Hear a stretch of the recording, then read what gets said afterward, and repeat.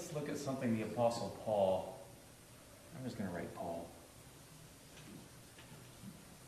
The Apostle Paul makes him sound really important. Or not important, but special. And I say that because I think Paul was just a normal person like the rest of us here. So Paul says this, and you guys can turn there in Philippians chapter 3. I want us to think about this for a little bit.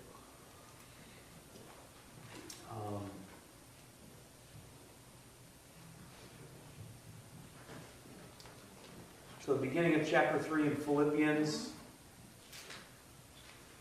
he's writing to warn them about some people, some danger.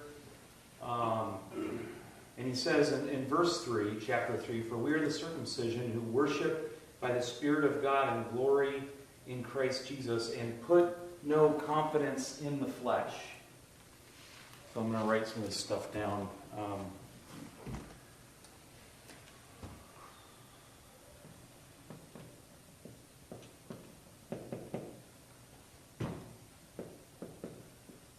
Put no confidence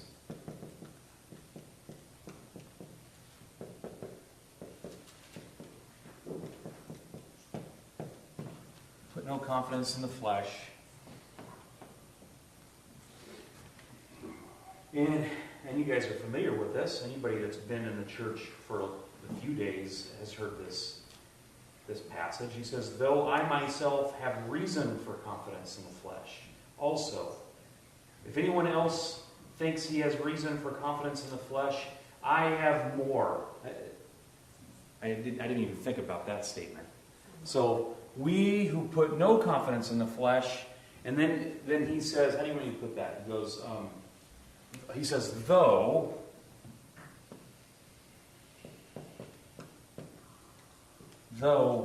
I have reason to put confidence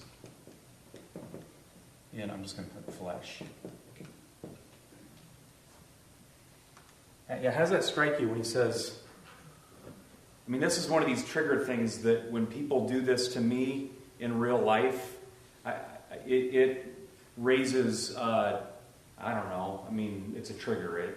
Whether it's defense mechanisms, it can be a speaker, especially. Like when a speaker compares me to him or herself, I immediately have this reaction, basically saying, you don't even know me. I mean, how are you? And especially with what Paul says here, he says, we put no confidence in the flesh, though I myself have reason for confidence in the flesh. If anyone thinks he has reason for confidence in the flesh, I have more. What's that sound like to you? Bragging. To me it's a prideful statement right off. Now, that's never struck me like that. That just struck me like that right now, okay? Just now. So I'm not saying he was like egotistical or in the moment being prideful, but I do think it's reflective of his humanness. And in a sense, it is. It is prideful and egotistical. What were you going to say, Tracy? Well, it's neat because it's going to make his point even stronger then. Because he's, in a sense, bragging in his flesh. So what he's about to say is even going to have a bigger impact. Okay. Yeah, help us bring that out again when we get to that point. So I just wrote, I have more than you. I mean, Paul is saying, you may have confidence in the flesh, but I have even more.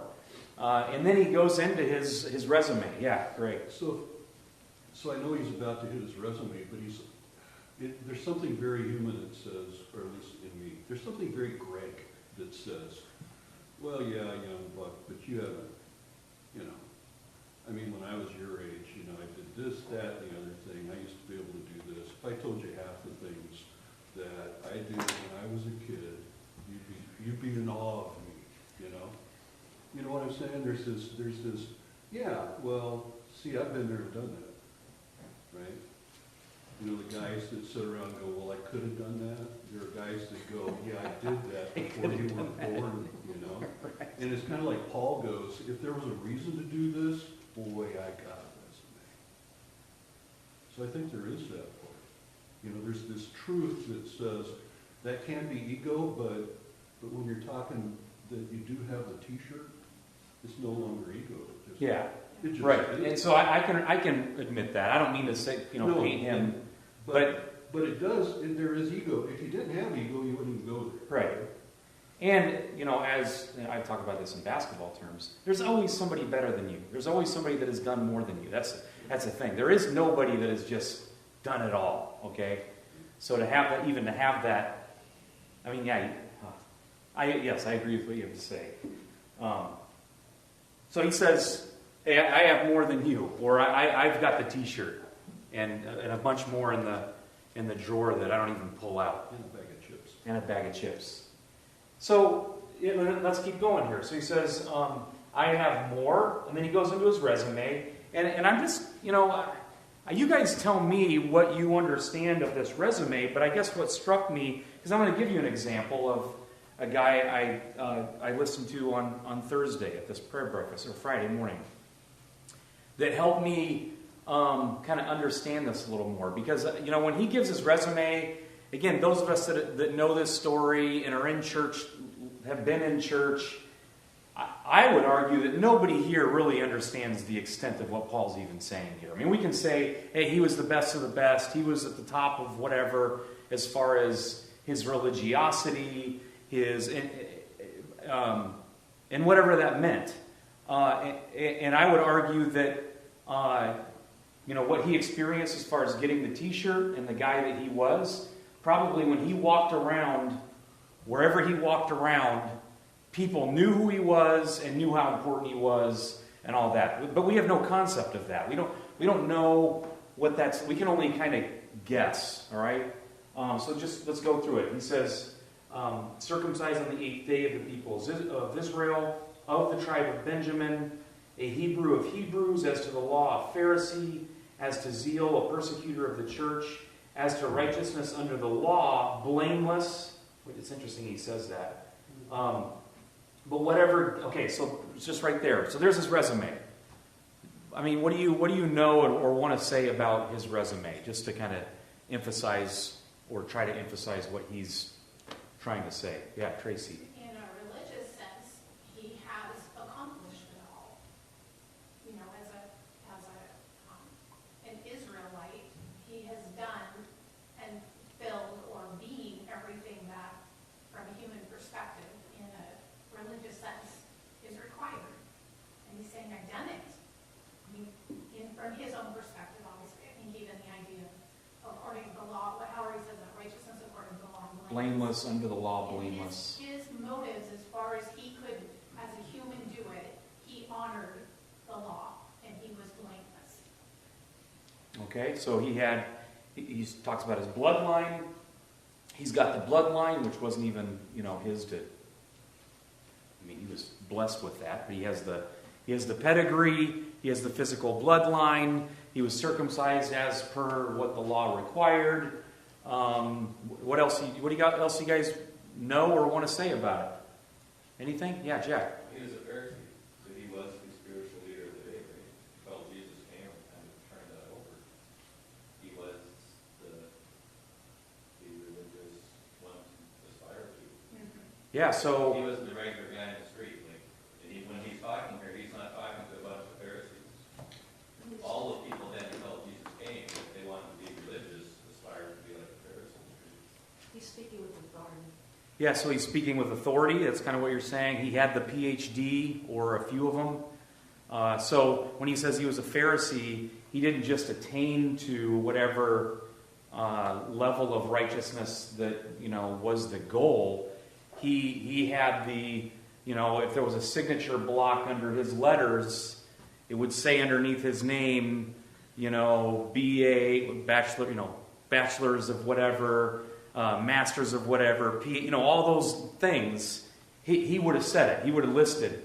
And my point is, he had those things. He attained to those. So he didn't just, fulfill the law, like as an individual person, and people thought that was good. No, he had all the societal things that would go along with that for him to attain his status as Pharisee, and he was a Pharisee of Pharisees. He was the top of wherever you could get, in that realm.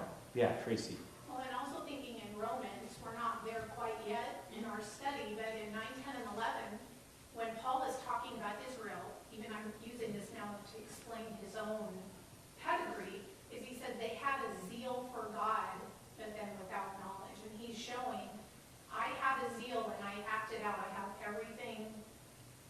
I mean, again, it's like if there was something to do and fulfill, I did it to the best of my knowledge. Like there was that zeal. We see it all the way to where he was even persecuting the church because he thought that was even the right thing to do initially. Yeah, okay. So you have some internal things that we can recognize about Paul as far as his passion, his zeal, his compulsion to do and be. So he had that to the utmost. He was driven. He was accomplished. He was able to do, and he was better than those around him as far as that competitive kind of a thing too. So he was all that. Okay, and then what does he say next? You guys know this?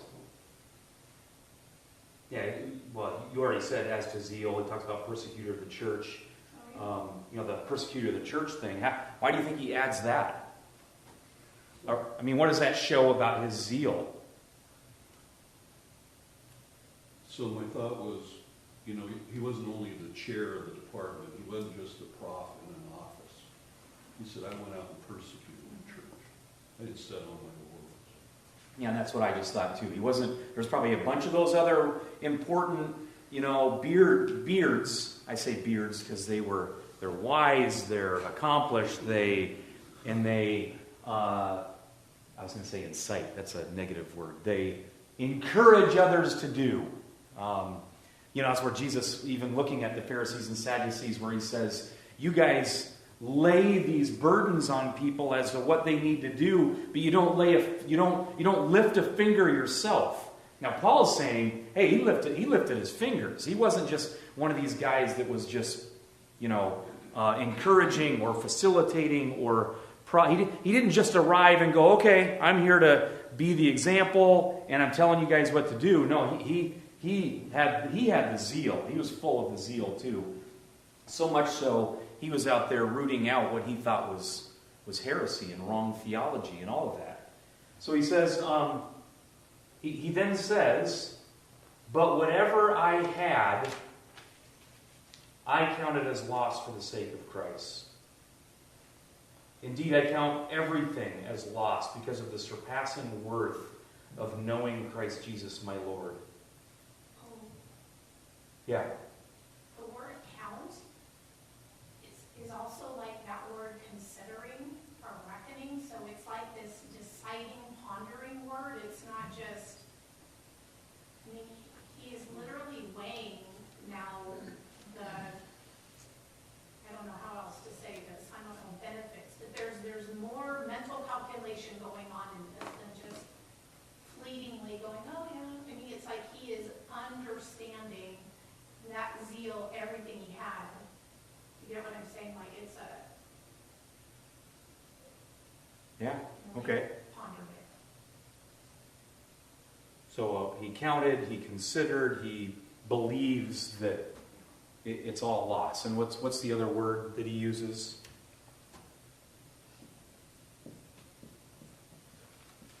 That's not rhetorical. Other word he uses for what? He says, I consider it all loss. Rubbish? Yeah, rubbish. Rubbish. And what is that word? Trash. Are you looking it up, Ronnie? Give him the King James, Greg. What's that word? It's the King James. Is it dung? Uh-huh. Dung? Dung? Dun, dun, dun, Does dun. that mean, Are you looking it up, Ronnie? Yes. I mean, you get the picture. I mean, I do think the word that he uses And what, if you really analyze the Greek there, he's emphasizing that it's not just, dung, at least the way I think of dung and certain other trash, it's not just like worthless. What, Ronnie? Yeah, it's actually damage, loss, detriment.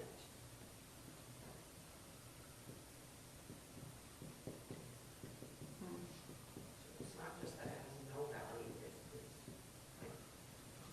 It's almost like it's offensive. Well, that's what I was going to say, is that it's not just loss. It's not just worth less, as if it can sit here. If it was sitting here and we could look at it and say, hey, this is worthless. No, what he's talking about, especially if you use excrement and that kind of garbage, it's like offensive. We couldn't sit in here. It would be, how do you explain that? Go to a nursery. Go to a nursery? Yeah, the aroma of it is going to. Used to drive through the Midwest stockyards. Yeah. You didn't want to be there. Bakersfield, California, down I-5. The word rubbish just can sound like the litter laying alongside the road. But the Greek word is dung, like you're saying, or garbage. And the word, it's foul smelling. It is rotten. It's not just a few cans laying on the side of the road that need to be picked up and made tidy again. It is offensive. Foul, rotten, offensive. Okay, we get the picture, right? Yeah, Jack. So I just want to clarify, until Jesus came, until his birth, the signs of the world, these guys were the spiritual leadership of the Jews. Right. They were keeping the law, the commandments, they were what everybody sought after to do, right? And then Jesus changed things, and so it totally changed the expectations on that as far as salvation and that kind of stuff. So in light of the law, the smell, whether it's foul, odor, is getting compared to the freshness or Jesus as a Savior. There's such a contrast of this works-based, because he's like Paul, until Jesus came, was living the religious life that the 12 commandments called for, was he not? Well, according to what he thought, yes. Well, even not just compared to what he thought. He said he lived a blameless life before the commandments. In his opinion.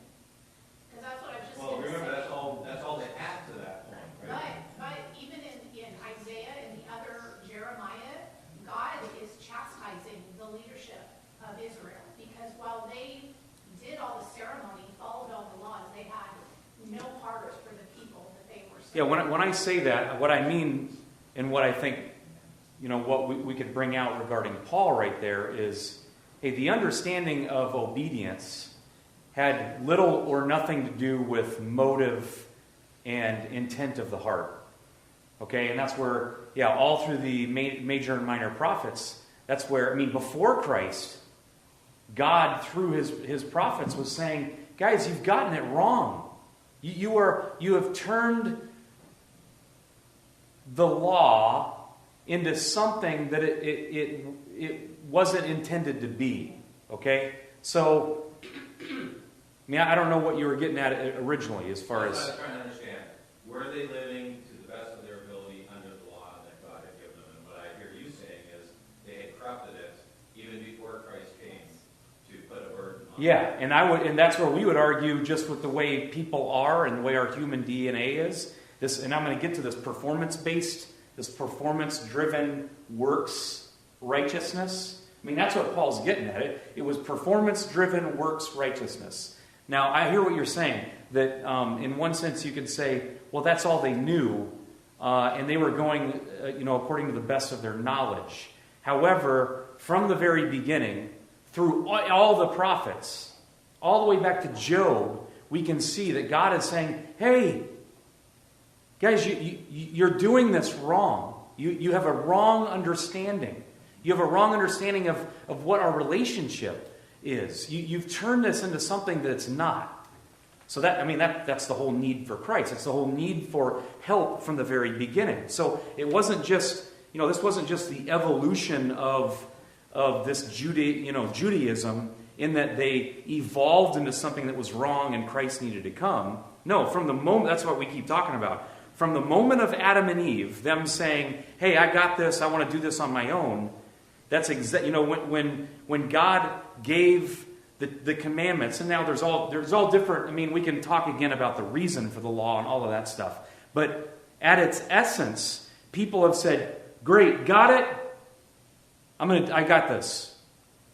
And they completely misunderstand this, what we keep talking about, this not symbiotic relationship. What would you say? What's the opposite of symbiotic? Symbiotic is this mutual. Oppositional? Well, not oppositional. It's one way. It's God is the creator. He created creatures to be in need of Him, and both physically and every way else, we are absolutely dependent on Him for our physical needs and our spiritual needs. So it's a one-way thing. What? It's lineal? Okay. So it's a one-way thing, but from the very beginning, we've believed that basically I'm on my own, and I can function on my own. It'd be like my 4-month-old toddler saying, hey, sorry, Dad, I got this. That's exactly how humans have acted.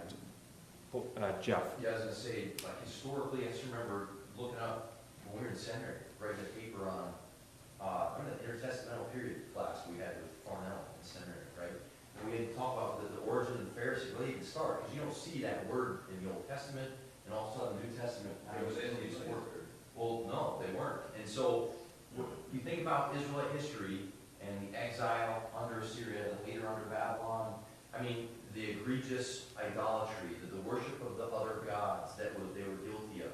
Well, there was this period, somewhere there during the intertestamental period, there was like this supposed awakening, where it's like, oh, wait a minute, we've gone astray, we've followed after false gods, we've become pagan, and there was like this movement toward sort of a puritanical movement of sorts, and there's a term, the Hasidim, the separate ones, and most historians believe these Pharisees came out of that group where they say, hey, we're going to be purist again. We're going to get back to God and back to God's law. But as Don said earlier, and we talk all the time, ever since Adam and Eve, we just concoct new strategies to hide from God, personally.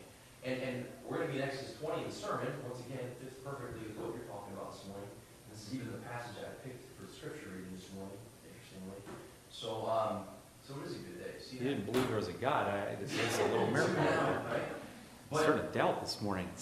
But it is the human default to take law, the Ten Commandments, anything, and to turn it into a system by which we avoid God personally.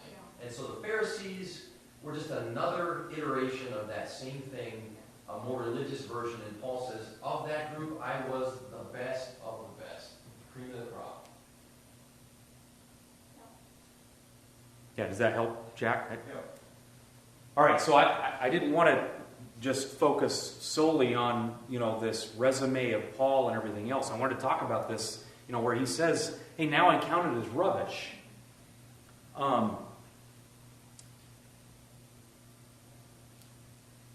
So I don't think I want you guys to answer this out loud. Well, I guess, what do I want you to answer?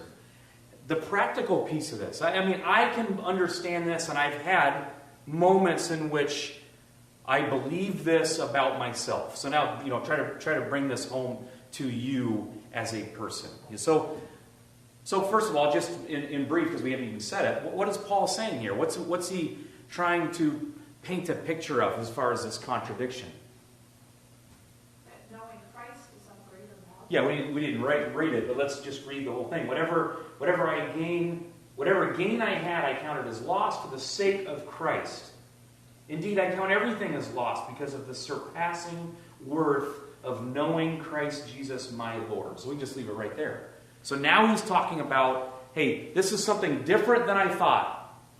And there is a worth, there's a value that's greater than all of this stuff that I have placed value in here in this human life. Okay? Now, I can understand that from philosophically, theologically. Okay? And there's times to where I think and look, I believe that philosophically and theologically. However, is this hard? I mean, is this hard from a human perspective? Yeah, it's hard because it says any context of life. Paul's using the example of a religious context. He said, hey, in that arena, I crushed it. Like, I killed it and found it all to be worthless in the end. And any other arena of life, there's a bunch of non-religious people who are still living law-based lives. The law of success, the law of, whatever. Proving yourself academically, professionally, militarily, you name it, right? Everyone's striving to get somewhere, to get the next level, to get the next badge, to get the whatever. And Paul says it's all worthless. So again, humanly, that's really offensive.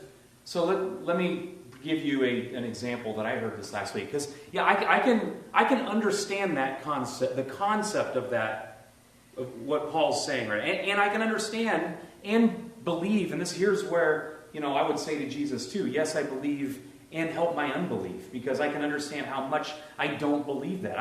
I can see how much I value and have satisfaction in what I've accomplished and what I've done, the t-shirts that I have, okay, that I continue to fall back on and find of value, of worth, and that flows into my relationships with people. I don't mean just friends. I mean professionally and everything else. There's a satisfaction there that I have not given up my stuff as rubbish.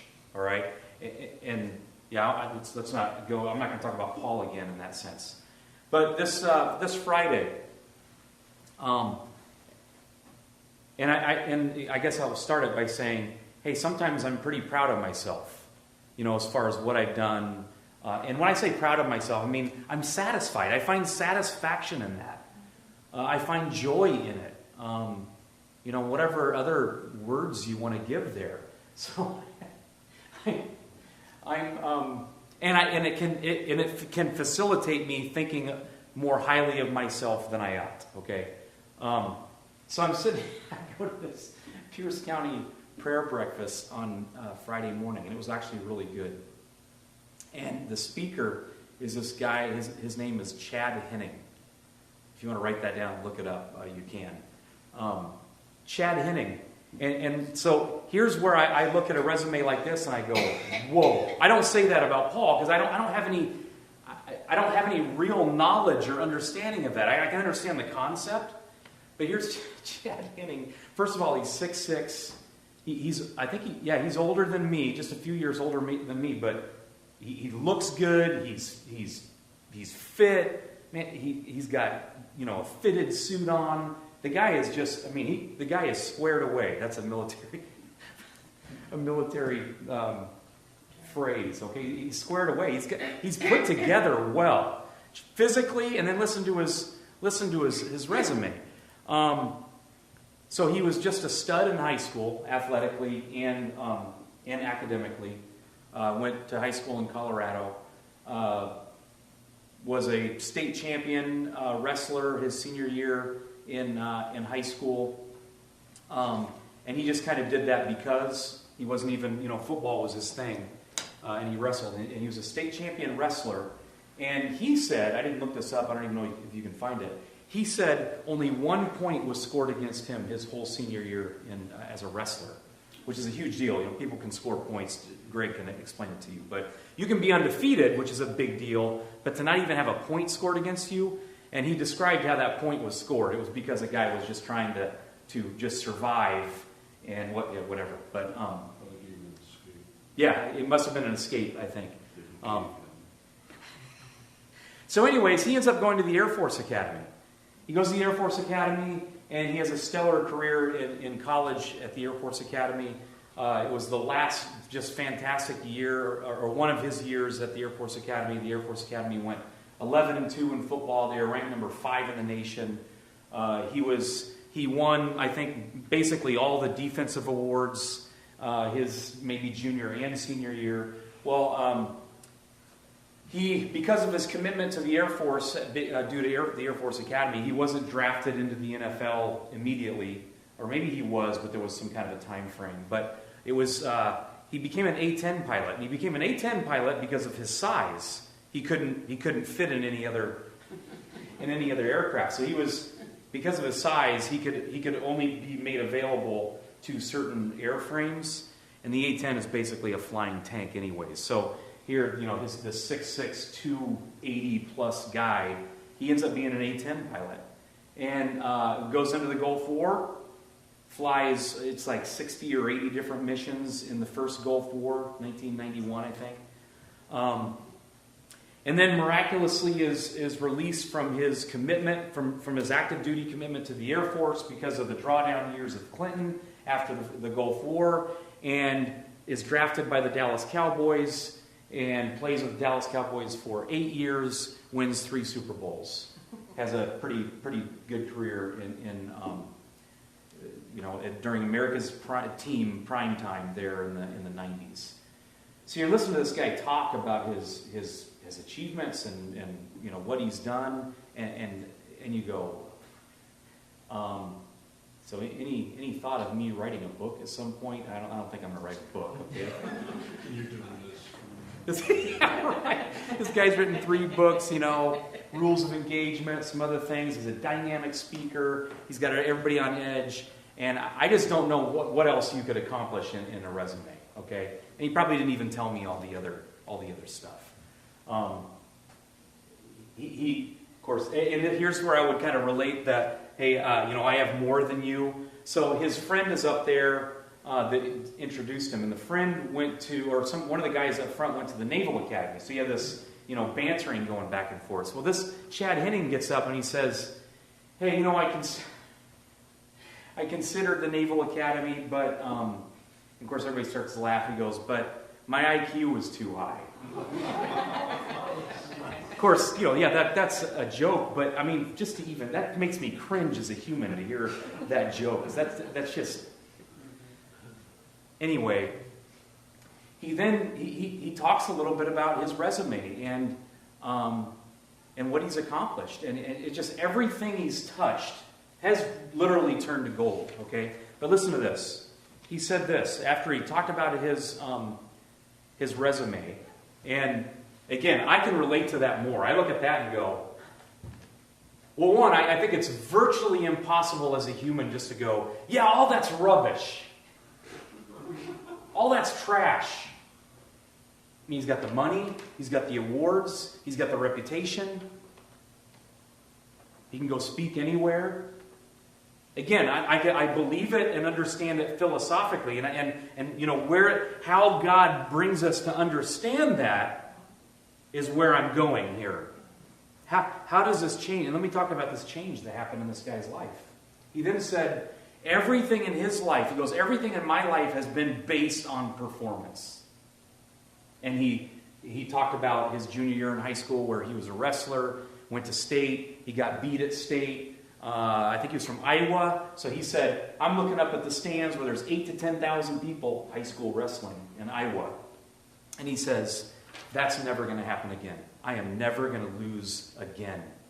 And so his inner compulsion to work hard to attain fueled his success. And again, I just told you the high school wrestling, and he said this flowed. So he said, he goes, I'm not going to get beat again. That was him as a junior.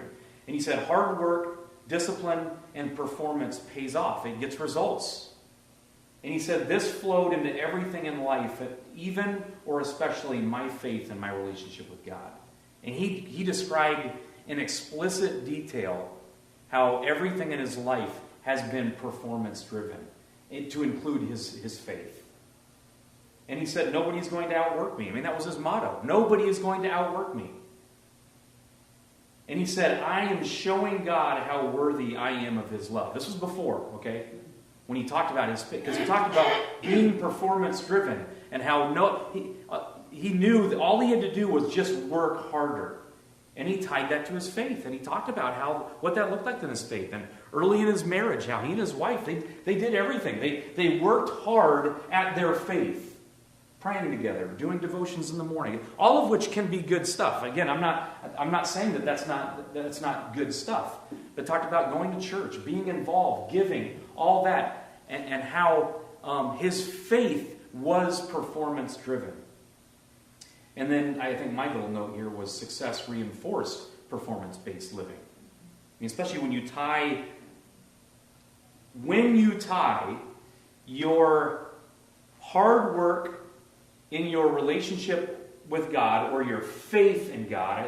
I have a hard time tying, saying hard work and relationship together, okay? But so faith and thinking that God requires something of me in order to receive his love, or if I work harder, then I get more, and I relate that to spirituality. It's really hard to separate that or to believe that's not true when you look at your life and everything turns to gold, because automatically you're saying, hey, I mean, like in the hunting world, people, when you're successful in hunting, the motto is, you must be living right. And I hear that all the time from guys. You must be living right.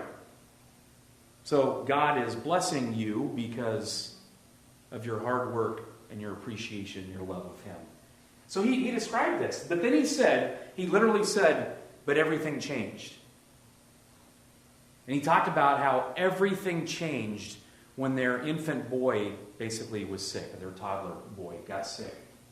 And I thought he was going to tell this story about, really bad disease, maybe even his child dying. Didn't necessarily even, that's not what happened.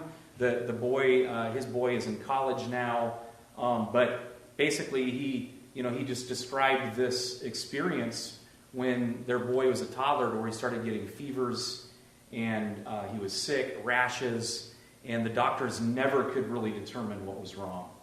And so he talked about, holding his boy and putting him in the bathtub and, wife sobbing and what it did to this. I mean, this was in this guy's prime, to where, and I'm sure he had all kinds of expectations for this boy of his too. And the boy, his son is still sick. I mean, it's just a perpetual thing as far as his son's condition. But he talked about how everything changed when he realized he had no control. That something was inserted into his life to where he couldn't just work hard and change things. And he talked about an epiphany. He talked about something that happened. He said, God spoke to me, and then it was interesting because he said, well, it's not like I didn't hear an audible voice or anything like that. But in his, wrestling with God, I'm sure, in his struggle, basically the conversation in his head ended up going to this concept of that he believed God showed him that, hey, well, and let's see, what did I put here? He said, my walk with God was based on my performance, like my life. It was all about works. And he said, with no understanding of grace and mercy until the health difficulties of my son. And what happened was, he believed God showed him, as he was wrestling with that, the essence of what Christ did on the cross, and showed him that, hey, there's nothing that you did to get that. That I have given you all of that because of who I am and because of what you need and because of my love. And you can't work harder for it? I mean, isn't it interesting that that's where it went when he's begging God for mercy on his son, begging God for a miracle, still is. But yet, the epiphany that took place was this concept of work and grace, work and mercy. So how does that happen with us? I say that is how do we understand? How do we believe that everything is all the stuff that I think is important, and in many ways in practical living or in human life here on earth, down here. So appropriate. That's an inside joke. Life down here, yeah, that's the way it works. But it's the way it works because of the lies we've all believed from the very beginning. Now, again, I don't need to go into, hey, does that mean I don't do anything? Does it mean we don't work? Obviously, you need to work. I mean, that's the way God has ordained this life, mainly or mostly because of our fall, if you really want to think about it.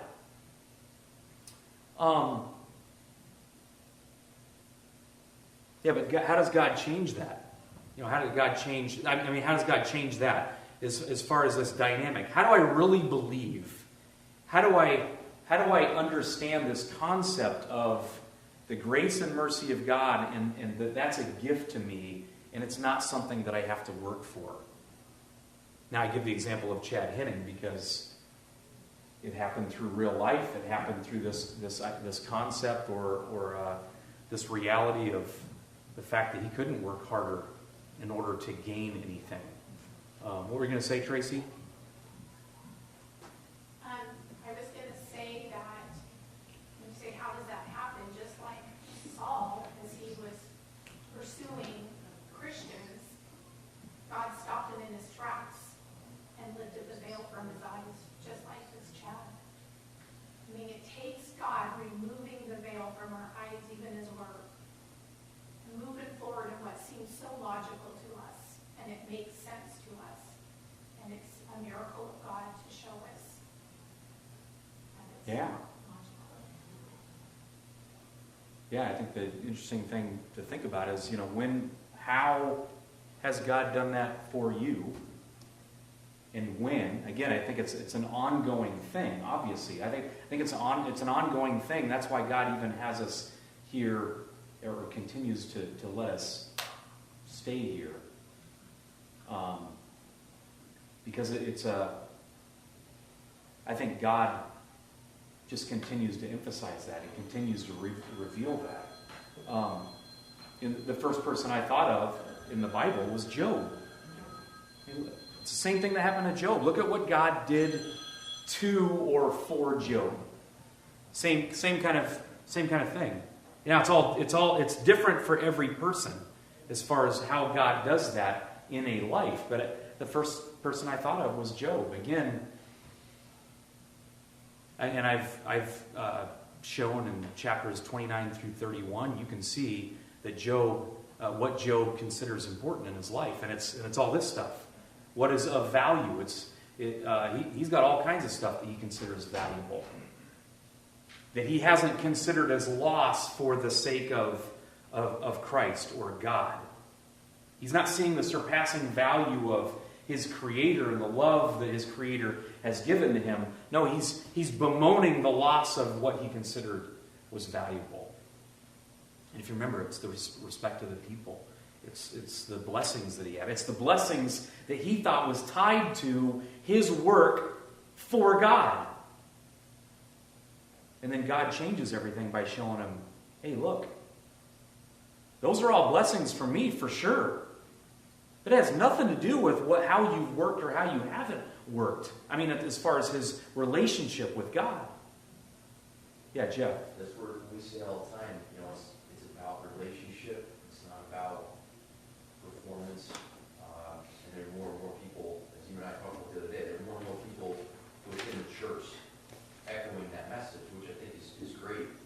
But what we're getting at is, the truth is, no human being, no matter how impressive, whether it's that guy Chad Henning or any of the rest of us who are a lot less impressive than him, no human being, truthfully, has anything to offer God, right? And has life within ourselves to offer God, a relationship to offer. We don't. And even our working at faith, like working at every other part of our life, is really a way to avoid relating to God in truth. Because if you're going to relate to Him in truth, you got to come knowing you don't have any. You're like a receiver. You're You're not a giver in this thing, you're a receiver. So God uses the pain of failure and loss and all the internal angst and turmoil that ensues as a result of that to then show us what is true, that if there is to be a relationship, it is all Him. And yeah, there's plenty of things to do from there, but you're not bringing anything to the table. And just this morning on Christian radio, I said, Jenna, you can help me remember this. I got to write this down.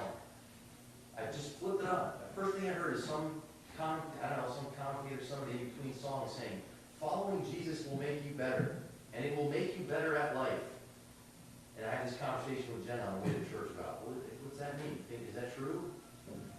Or is it not true? What's that tell you? What's that seem to indicate? And she said, well, it seems like Jesus is going to make you better at doing stuff here. I said, is that really what it's about? Like, is that... So again, there's all this misleading messages that still put it in this perfunctory works kind of, toward an outcome or whatever. The whole point is God giving Himself to us.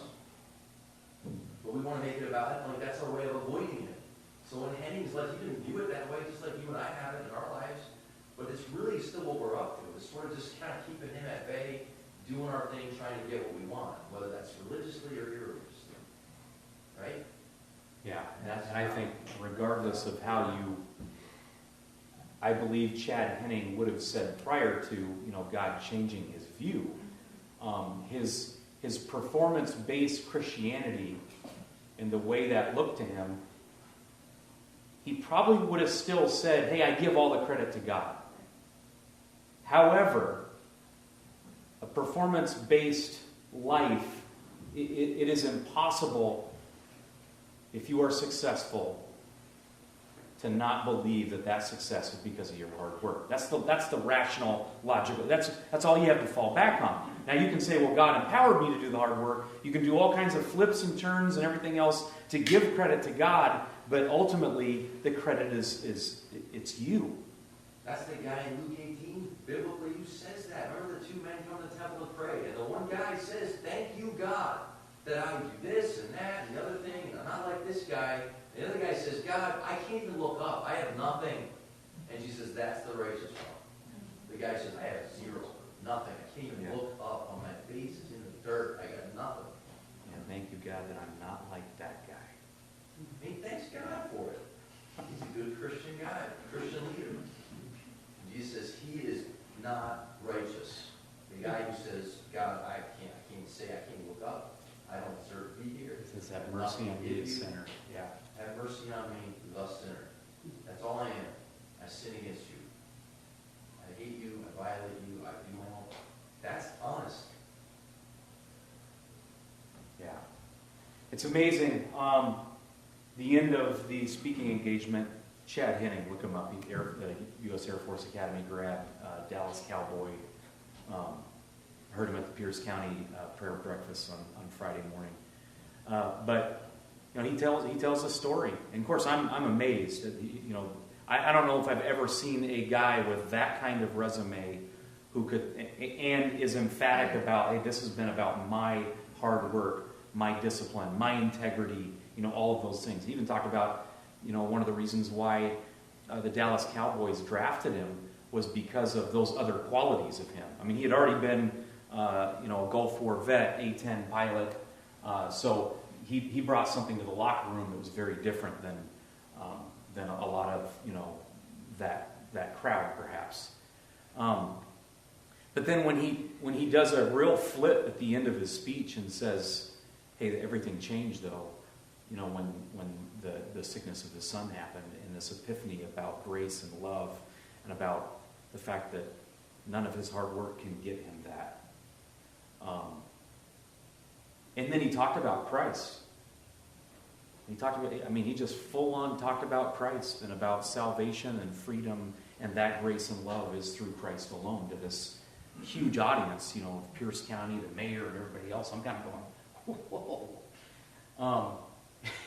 He kind of abruptly ends it. Says thank you and everything else, and there's kind of a few smattering of claps. I was waiting to see what's the response going to be here, and kind of a few spatter. People are clapping, And then somebody stands up. He ends up getting a standing ovation, but I think that's because they started thinking about, well, this guy's an A-10 pilot. He's a, he's a 3-time Super. I mean, he's Chad Henning. We got to give him a standing ovation. But it was just interesting, hearing that message, and to me, it drove home. It helped solidify what Paul is saying there in Philippians, and that's where I was. The whole reason I brought that up is, I look at Paul's resume, and it doesn't resonate with me. I can understand the concept, but then when I kind of superimpose, and I know that sounds heretical, but I put Chad Henning's resume there in place of the Apostle Paul, and I go, and to try to hear a guy like that, and he didn't go into that in his speech, but to basically say, hey, all that stuff I thought was valuable, I counted as rubbish, I counted as loss. I mean, that's the contrast that we're seeing here in that passage. And he would probably You what? he'd give it all up if his son was well. Yeah, that's an interesting. She said he'd give it all up if his son was well, or to change the life of his son. But this concept that now he says, hey, you know what? I consider it all rubbish. I consider it as trash for the sake of knowing Christ. And that's where Paul changes everything. Where all that's focused on the law and works, performance driven, hard work driven, and then he says, hey, that's all trash for the sake of knowing Jesus Christ, my Savior. And the whole point there is because he did it all, and he offers it for free. All right, that is all I have this morning. Let me pray.